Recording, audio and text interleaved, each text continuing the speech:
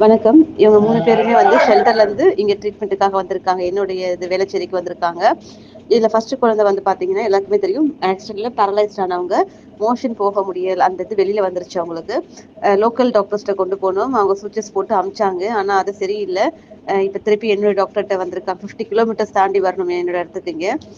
இவரு doctor check பண்ணிட்டு, infection motion வெளில வரமாட்டேன்து. அப்படி சொல்லிட்டு ஓப்பன் பண்ணிட்டாங்க சுவிட்சஸ் எல்லாம். அடுத்து சர்ஜரி தான் ஆப்ஷன் இவங்களுக்கு. இப்போதைக்கு 2, 3 டேஸ் வெயிட் பண்ண சொல்லியிருக்காங்க. செகண்ட் குழந்தை வந்து அவங்க வந்து எரண்யா. அவங்களுக்கு வந்து அதே அவங்க 14 இயர்ஸ் இருக்கிறதால அவங்களுக்கு சர்ஜரி தாங்குவாங்கன்னு தெரியாது.